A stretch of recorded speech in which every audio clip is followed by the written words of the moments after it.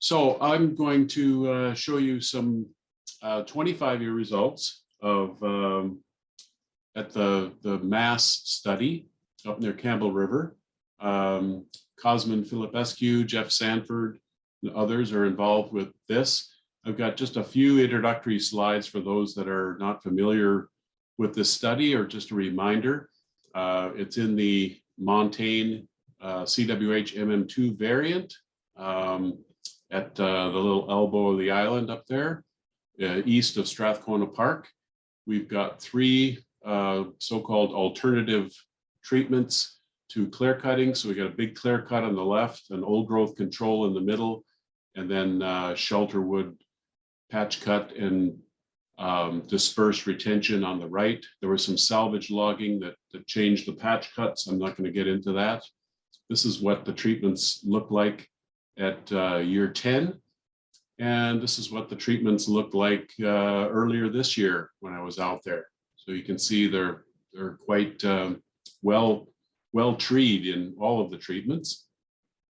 The shelterwood left about 25% of the basal area or volume. The patch cuts were under 2 hectares, and the dispersed retention was 25 stems per hectare. And it was a big private land clear cut. Just a little bit about one of the factors influencing the results you'll see. If you look at the shelterwood here, we did end up with quite a bit more shrub cover, mostly the vacciniums, compared to the other treatments. But you'll also note that in the pre-harvest stands, we had more vacciniums in the pre-harvest stands as well.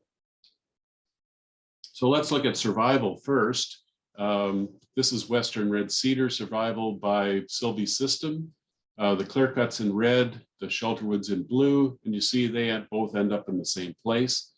We got slightly better survival in the other sort of intermediate treatments. So there's really no particularly logical explanation for why we've got better survival where we left 25 trees per hectare. So I attribute these to just random site differences between the areas where we had these treatments. The yellow cedar was much more consistent in survival.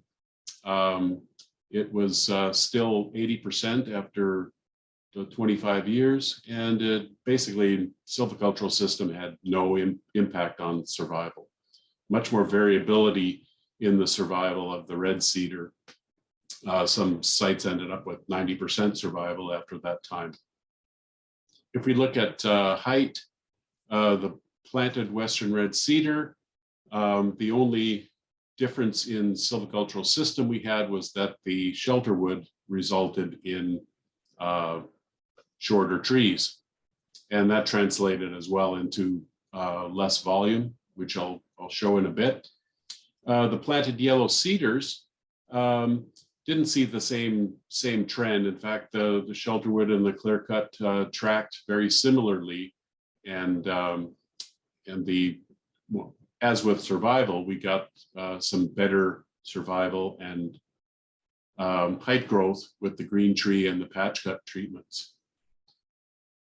So let's look at overall volume at 25 years, looking at the two species of greatest interest today, the red cedar and the yellow cedar. And I'll just point out the main takeaways from here is the fact that the red cedar did better than the yellow cedar in the clear cut, but the opposite was true in the shelterwood. In the intermediate treatments, yellow cedar had a little advantage over the red cedar, but no statistical significance there. And sorry, I don't have error bars and stats on any of this. It was rather last minute put together what I had. The title of this said that I was comparing these species with other conifers, so I thought, well, I better do that.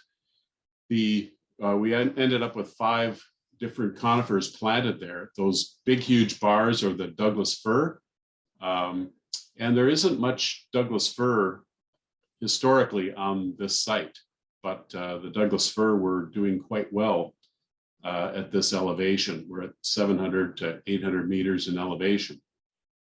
Now I'm going to get rid of the Douglas fir bars because they're overwhelming everything. But it harkens back to what Jeff was saying about these mixed plantations. You don't want Douglas fir right next to the cedar. So let's get them out of there so we can see what's going on with the other species. We had both natural and planted amabilis fir and western hemlock. So let's look at those. The blue are the amabilis fir. And one thing you'll notice with, there's a difference between the planted and the naturals. The naturals are the darker colors. The darker blue is the natural amabilis, and the darker green is the natural hemlock. So with the hemlock, the planted hemlock did better than the naturals.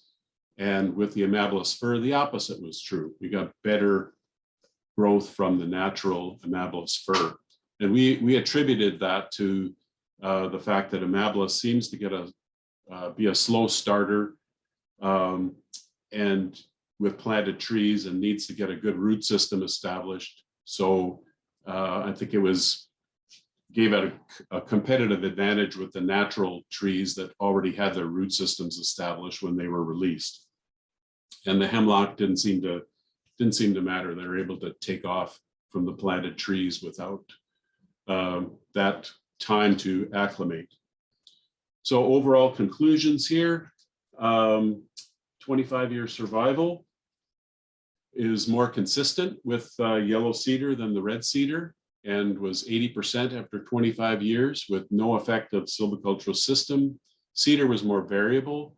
And once again, I don't think there's really any effect of silvi system, at least none that we could see that was logical. So it seemed like a random effect. As far as growth is concerned, both 25-year height and volume growth, Western red cedar was better than yellow cedar in the clear cut, but yellow cedar was better than red cedar in the shelter wood. Now, when you look at the shade tolerance literature, the literature gives a slight advantage to Western red cedar on shade tolerance than yellow cedar. And that would seem to be, these results would seem to be contradictory to that. Silvi system seemed to have more effect on the Western red cedar than it did on yellow cedar overall. With, in all cases, the clear cut had significantly better growth than the shelter wood, with the other intermediate treatments more similar to the clear cut. And the final point I'll leave you with is that both yellow cedar and red cedar can be used for instruments and do fairly well at that. This is a ukulele that I made, and the top is yellow cedar. The back and sides are Western red cedar. And you'll see my little Dole logo in there because it's a pineapple shaped guitar. So I stole that. And I say that in the inside of the ukulele that I stole the logo without permission. Okay, any questions?